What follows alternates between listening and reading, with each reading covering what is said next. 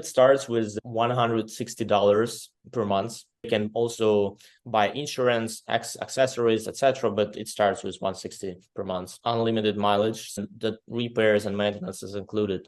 And this is probably for us, it's probably, I would say, roughly half of the costs we have That type of seems like a business. So big, benefit for me if I'm renting an e-bike, knowing that I can kind of come into one of your two locations, or it sounds like you're adding more, kind of get it repaired, or if I do yeah. have an issue with the bike, kind of get it replaced.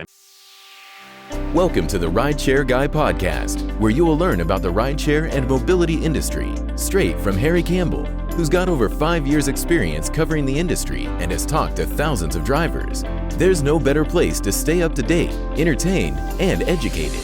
So let's dive in. Mike Peregudov is the co-founder and CEO of Whizz, a New York City-based e-bike rental service for delivery drivers. He's also a general partner at S16VC.com, investing in values-driven founders. Mike previously co-founded and led Partiya Edi, acquired by Yandex in 2020, and his extensive experience includes top-tier positions in various industries. Mike, how are you doing today? Oh, hey, Harry, I'm great. Yeah, happy to be here. I'm excited to chat with you. And I guess for those that's sort of, I don't know, obvious from your bio, but if those aren't watching and now they're listening to you, you are Russian, right? So I think hence the last name and the, company that was acquired by Yandex. And now you're in New York City. Are you living in New York City, or are you still kind of traveling all over the place? Where's your home base? No, my home is New York now. So I moved here like probably around 2 years ago. And right after that, actually, I met my future co-founders here in New York. They also moved here, and we Oh, cool. decided to, unite and started Whizz. So that's how it started. So I'm in New York for the last few years already. All right, so you can tell people now that you're a New Yorker with all the Yeah, the positive and negative connotations that comes with, right? so that's what I do. Awesome. Well, so tell me, how did you guys come up with the idea for Whizz with your co-founders? So yeah, that's an interesting story. So my co-founders also Russians, and they did actually the same journey. They lived in Russia, built a company there, and then sold it, and Hmm. then decided to move to the United States and to build something next. And that was exactly what I did. And speaking about them, their previous company was exactly the same model as Whizz here. So they did it in Russia back in the day, like in a few years ago, and successfully sold it to some private equity fund there. So when we got here in New York, we realized that electric bikes are booming here. So literally it's an explosion, and Yeah. there were not that many solutions here. So we decided, why shouldn't we do that?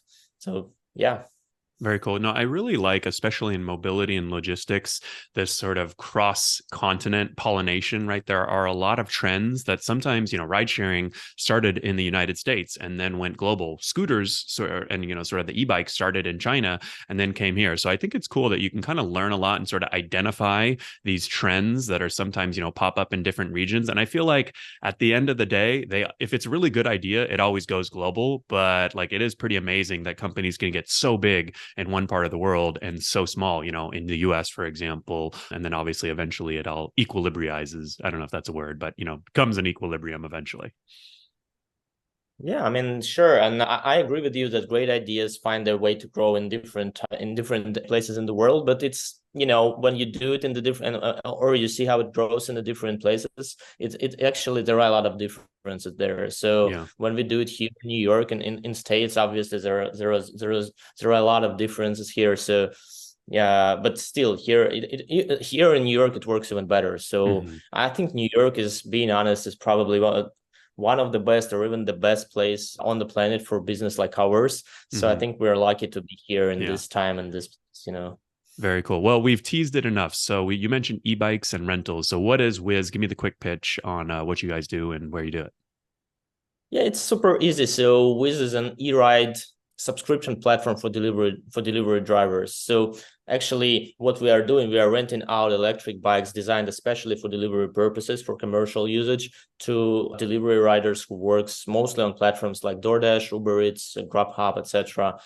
So yeah, that's it. And we built few models of bikes, especially for this purpose. And also but we provide not only bikes, but also service like maintenance, repairs, bike exchange, etc. So it works like a bike as a service. You can rent a bike in Whizz, and if something happens with it, we will either repair it in 30 minutes or we will give you another bike. So that's the idea of the service.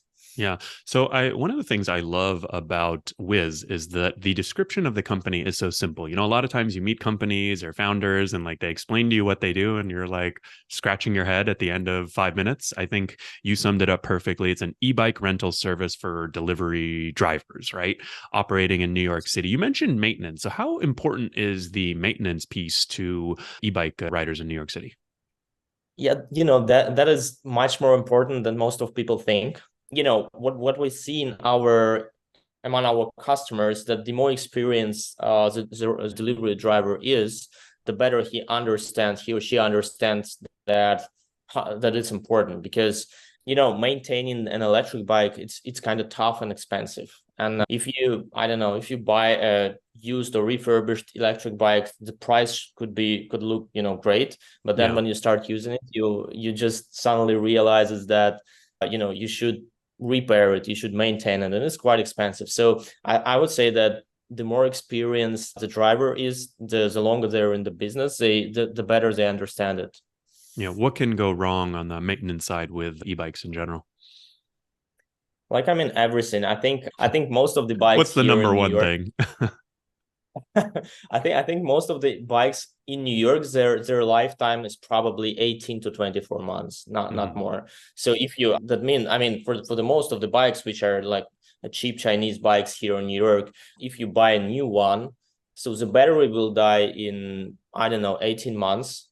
And the bike itself, if you do nothing, will die in 24 months, something like that. And so that's different to our bikes. Our bikes are working for at least 4 years, something about 48 months. But that's because our bikes are special and they are great.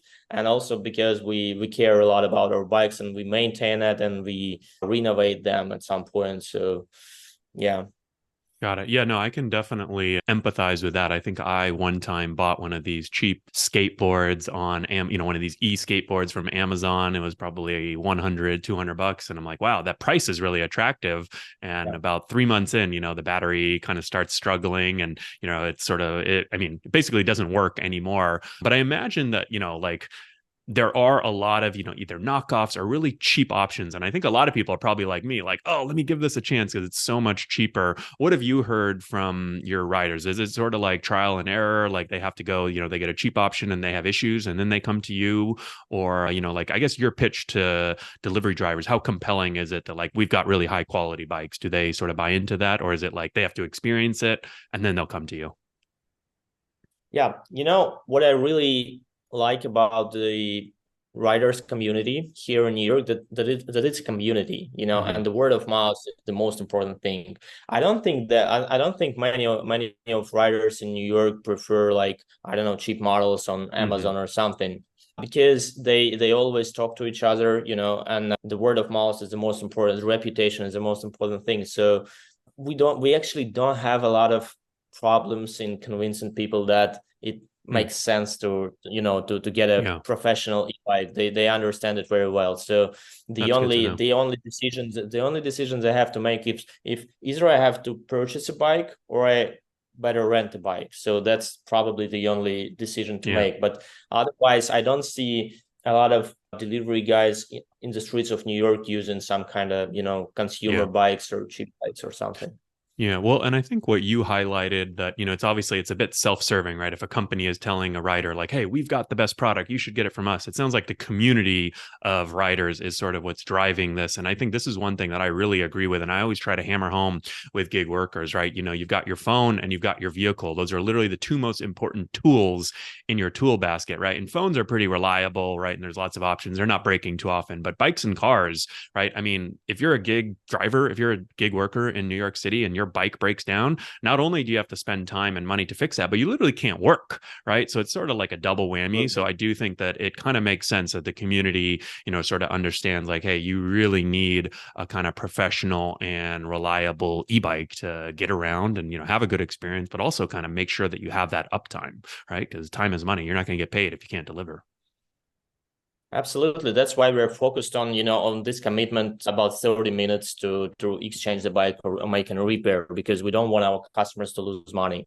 Mm-hmm. And by the way, speaking about the bike itself, we have an interesting stats. Our bikes on average, they do like 700 miles per month. So it's a very heavy usage. So and the bike should be special, to be able to do that. Yeah. So it does about 700 miles a month. And so that if they're working, I guess 40 hours a week, I don't know, we're doing early morning math now, but 175 miles a week, maybe. So I guess they're driving a few miles every hour. Does that sound about right in New York City? Lots of short distance trips? Probably. I think so. Yeah. Yeah.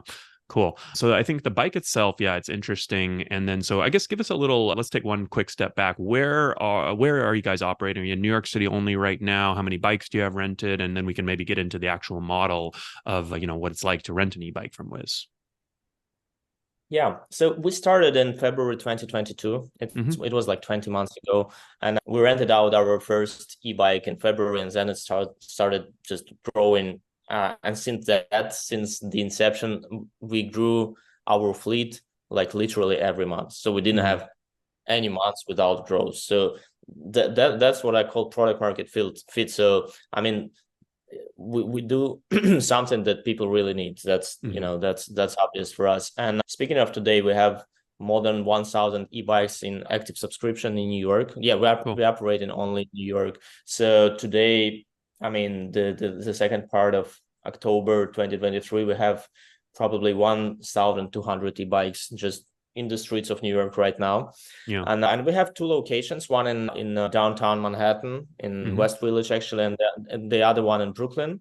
And we are going to open 2 to 3 locations in the next 6 months, I guess, in New York. Cool. We are focused on New York right now, maybe Jersey City, because the growth is so fast that we don't have any issues on demand side. The only issue we have is the supply side. So we need to have as much bike as we can to continue growing. So probably next 6 to 9 months we will focus on New York, and maybe in the second half of the next year we will try another area like Boston, Chicago, or something like that. Yeah. So New York City is a pretty atypical market, I think, when it comes to transportation. I always call it the biggest transportation market in the world. There's 110,000 Uber and Lyft drivers on the streets, I believe. I think the numbers I've seen, I want to say there's 60 to 70,000 delivery drivers in New York City. Does that sound about right? Talk a little bit about the New York City market and what kind of makes it stand out and kind of unique.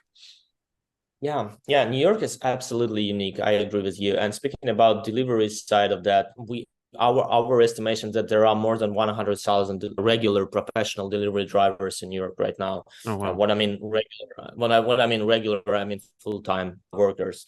So about 100,000. So we spoke with the union, with the city. We have this kind of different, angles of this estimation. Yeah. So I'm quite confident in that. And I think like 80% of deliveries made by them are made by either e-bikes or mopeds. So I think that New York is the only city in states. I mean, obviously, New York is the only city in states where 80% of deliveries are made by two-wheel transport. And that's absolutely unique, Yeah, definitely. And I mean, I guess anyone who's been to New York, I mean, I guess it's a function of the fact that there's so much traffic. It's kind of expensive to have a car. I think there's, congestion pricing now to get in and out of the city. So just sort of from a product, it's just not a good experience to deliver with a car, right, in New York City. So I think that's why people have naturally gravitated toward bikes and then now e-bikes, right? Yeah, sure. No, I mean, it's impossible. I mean, I think even parcel delivery like Amazon or UPS or FedEx will switch to e-bikes very soon. And we have this conversation with the big companies about that because, delivering by car in Manhattan, especially, it's crazy. It just doesn't work. And the other trend, which is very important, is electrifying last mile delivery because all stakeholders like the city, the country, enterprises like Amazon, Uber, DoorDash, etc. They all have very, very clear goals to, to shift their fleets to electric. And that is another huge trend here. Got it. So, yeah. So how much does it cost to rent a Whizz e-bike for delivery in New York City? Yeah, so it starts with $160 per month. So first of all, it's a monthly subscription. We have a weekly tariff, but it's not that popular. So I would say that probably 90% of our 95% of our customers, they use monthly subscription, and it costs them starting from $155, $159, let's call it $160 per month before tax. And then it depends, I mean, on the model of bike, they can also buy insurance, accessories, etc. But it starts with $160 per month. Got it. So the price seems definitely attractive. So for $160 a month, basically, do they get unlimited mileage on the bike and then maintenance? What are sort of the main value props that they get with that $159 a month?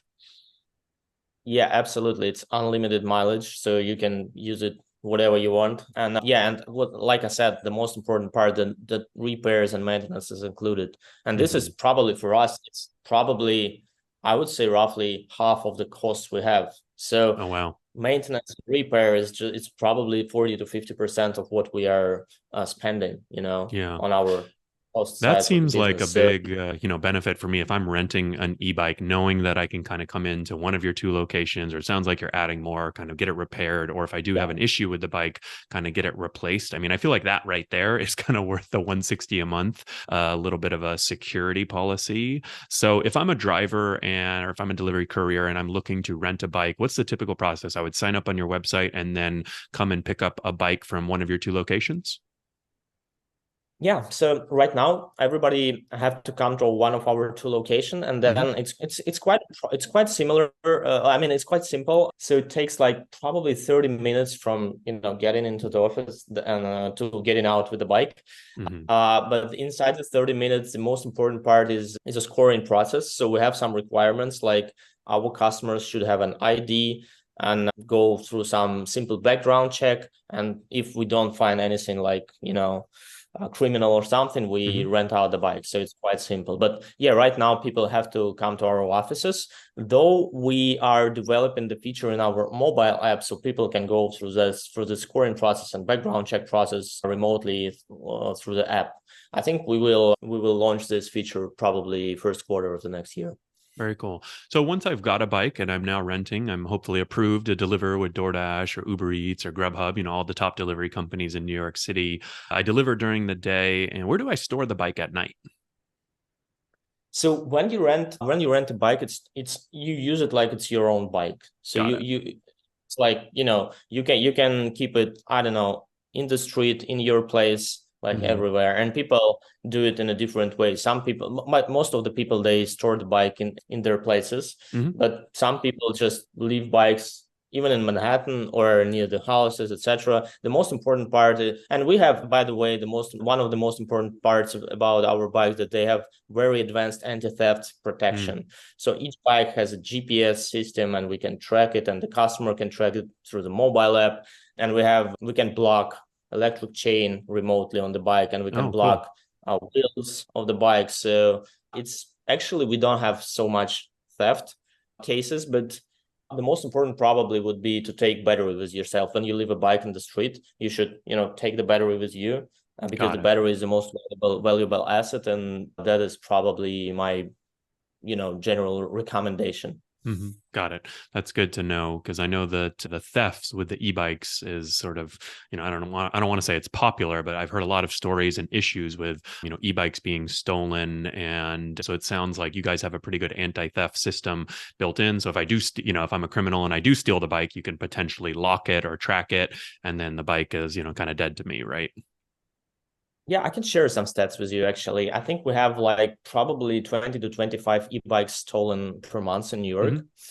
But the great part about it, that we can return, like, probably of these 25 bikes, we can return 20 to 21 bikes back just in a few days before after that, because we have this GPS system, we have IoT system, we can track any bike, so we can so our guys are just going there, take the bike back, and that's it. So this is like 90% of the cases, and I think that we will actually decrease this percentage of theft, like it happened with Lime and Bird, etc.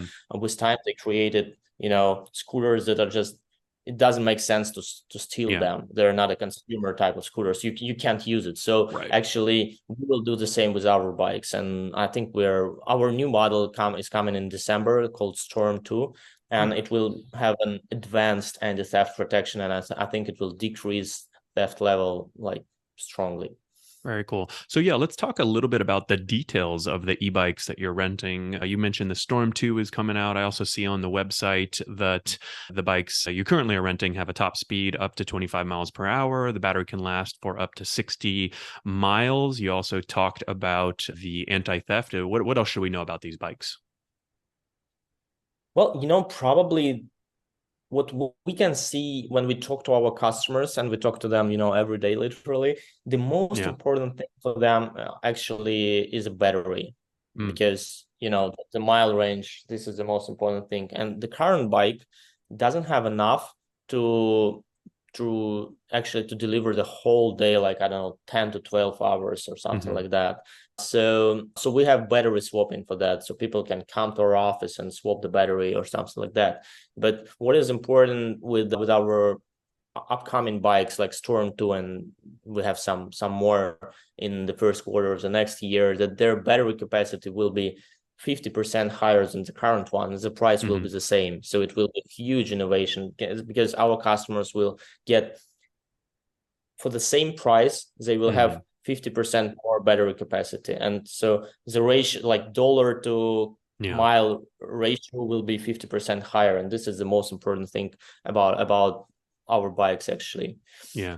So it sounds like battery capacity is the most important feature for e-bike delivery drivers. And I've seen, drivers in Los Angeles, for example, they'll carry an extra battery in their backpack. So definitely agree, and these guys also, I don't know if they drive fast, they're incentivized to drive fast, to get from job to job, right? So they're really, top speed, if there's like a 1 to 5, level of assist, I'm assuming most of them are using the top level of speed assist on their e-bike. So, they're driving them hard and fast, right? And so I imagine that range, is pretty important. The longer, the better. Yeah, that speed is actually really important, but we have obvious limitations here, low limitations. So, but what we can improve is an acceleration speed. And our acceleration speed is probably, as I know, it is the best or one of the best on the market. So for our customers, for delivery riders, it's really important how quickly bike can accelerate, and that is what we can improve, and we are doing that. And the other probably the third really important thing is safety. And you probably know about these battery fires in New York. So during the last 18 months, there were almost 500 battery fires caused by batteries in New York, and more than 100 people injured, and some of them are died. So it's a huge issue. And safety is really important. And that's why actually New York City started regulating this market. So starting September 16, every bike and battery in New York for sale or for rent should be certified by a government agency. And that's because of the safety. And safety means, first of all, safe battery, because low quality batteries, they can catch fire. And so this is the third important thing. And I'm really proud to say that our fleet, actually Whizz is the only company on the market right now that has fully 100% certified fleet. So we have 2 models right now, and both of them are certified, both battery and bike. And so it's 100 of our fleet is certified, and we never, from the inception of the company, like 2 years ago, we never had fires. So safety is really important. Got it. Yeah, no, I've seen quite a few stories around that in New York City, and I know they passed some recent legislation. It seems like, I'm not an expert, but it does seem like a lot of these, kind of like cheap models, a lot of the cheap batteries, like you mentioned, like those are the ones that are causing fires. So it seems like kind of a good area. I remember when I used to charge scooters for Bird, I would have, they would tell you to put them, take the scooters out and put them in an open space. And obviously everyone's lazy like me. And so I just left them in my car, and I was always like, man, I really hope none of these batteries catch on fire. So I think that that is reassuring, if you're charging it in your apartment or, charging it in a shared space, that there is some certification there of the batteries. Absolutely. That is essential thing about this market. This market, I believe this market should really be regulated like it happened with other lithium battery products, smartphones or electric cars or something. So electric bikes were kind of Wild West for these last, 4 years. Because by the way, electric bikes were restricted in New York in 2019, right? So starting in 2020, they were allowed, and then they exploded up to, more than 100,000 bikes, electric bikes right now in New York. So this market should definitely be regulated and safe. Yeah. So what about, we talked a little about the battery safety. What about driver safety? I mean, how safe is it to deliver by e-bike in New York City? Because I know that's one thing that, I'm here in Los Angeles and it's not a super bike friendly city. So I sometimes, I like to bike, but I sometimes fear for my life. How big of an issue is this for drivers? And is there anything, you guys can reassure them with, or I'm assuming you give them a helmet, things like that, or safe driving? What are your couriers telling you about driver safety, driving the roads of New York City? Yeah, that's a huge issue. Unfortunately, that's a huge issue. And here in Manhattan, there are almost every road has a bike lane, but still there are a lot of accidents, unfortunately, where e-bikes are involved and delivery riders are involved. And I see it is a huge issue. And we have some stats in Whizz. So we asked our customers about accidents and something. So we have these stats that almost 30% of our customers got into accident on the road. And that's a very huge number. I mean, not all of those accidents were serious. So some of them were just small ones, but still every third Whizz customers, not exactly with Whizz bike, maybe it was before or something like that, but anyway, was involved in a road accident. And that's a huge issue. Well, I think in Whizz we can't do that much. So what we really can do, we provide our customers with a safety vest and also helmets. And that I think safety vest is really important because it's much better to ride it in a dark time, But unfortunately, not all of our customers want to to wear it. Maybe we should, I don't know. Maybe we should do it more like in a fashion style or something, but that's not a bad idea. I mean, it's sort of a tricky situation, right? Because it's like you can, drivers, like I always tell people, right? Like drivers, gig workers are literally incentivized, right? They make more money by doing more jobs per hour. So if it's a yellow light, like running that light, whether you're in a car or a bike, you're going to make more money by running that red light, right? So you're sort of incentivized to take more risk, drive the busiest times to drive and deliver Monday through Friday, rush hour with rideshare, or, lunchtime, evenings, right? Where there's traffic on the road, Friday, Saturday nights where, there's drunk drivers on the road, right? So it's like, there's a lot of kind of factors already working against you. And you could tell a delivery driver, hey, drive safe, be a good driver. This can be a dangerous job, but they're going to do it, whether you tell them that or not. So I like the sort of, the helmet, the safety vest seems like a really good one. Are there lights and things like that on the bike? Because that obviously makes a difference too. Yeah, sure. We have a light on the bike. So we have everything, but you're totally right. There is a conflict of interest here. The people are just incentivized to do that. So it's a complicated if you issue, could wave your magic wand and make things safer for your e-bike riders out there on the streets of New York City, what do you think is one thing that you could do? Either, have the city, make more protected bike lanes, or, with car traffic. What's one thing you think you could do to make it safer for your riders?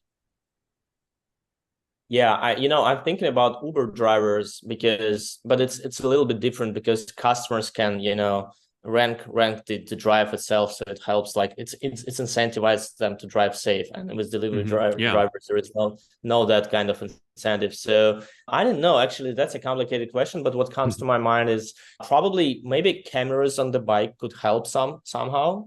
If any bike had a camera and this camera could, record or something, maybe it could help. I don't know. And maybe some regulations. I think some regulations will follow in this space. It's about speed. It's about bike lanes, about everything, about GPS tracking or something like that. So definitely something should happen here. Yeah, no, I definitely think on the regulatory side, there are some opportunities to, like you said, there are a pretty good number of bike lanes in New York City. I think there's, there could probably always be more. There could always be, a little bit more protected, maybe, a few specific corridors for e-bikes only, or, heavier vehicles versus, people that are just kind of pedal assist. So I think there's some cool opportunities on the regulatory side. And I do like the camera idea. I know you and I have chatted in the past about, we are hearing from delivery drivers who are starting to wear the body cams and, maybe even putting, you see a lot of bikers and especially motorcyclists, they have cameras, GoPros on their helmets a lot. And, I'm not a motorcyclist, but I assume that, if you are a driver in a car and that every person on a bicycle or a motorcycle has a camera and, you're probably going to drive a little bit safer around them. Maybe, I think that might be the thinking. So yeah, I think cameras might be a good sort of, inexpensive tech solution to consider going forward. Yeah, and if we try to turn on our imagination, well, probably this camera can include some AI stuff and maybe work like Tesla autopilot or something, to prevent something. And also, I think that platforms like DoorDash and Uber, they maybe some regulation can work on them also, so maybe they can control some parts of that customer journey. For instance, by the way, I think that it will, speaking about certified versus uncertified bikes, I think it will end up that city will ask platforms like DoorDash and Uber to control what kind of e-bikes their riders use. Yeah. Well, I think that's a good segue because one of the last things I wanted to talk about with you was your relationship with the companies like Uber and DoorDash. So I believe you have partnered recently with DoorDash, right? So tell me a little bit about how the companies fit into the equation because you've been renting bikes directly to customers, right? And then obviously they're all working for DoorDash, Uber Eats, Grubhub. Are those sort of the top 3 delivery companies in New York City? Who else is there? Yeah, they are.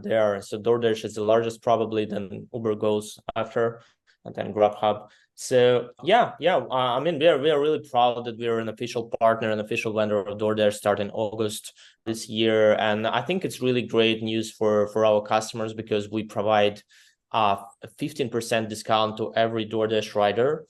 And also we provide them with a safety kit. So DoorDash, I think they did a great job asking us to so that was actually their requirement to provide their customers, like their drivers, with a safety kit. So they really care about that, and I really liked it. And they also tried to to ask for a special discount, and they're happy to provide it. So we are partnering with them. We're in conversation with the other players on the market. And I think, for us, it's a great opportunity, obviously, because all of our, 90% of our customers work on these platforms.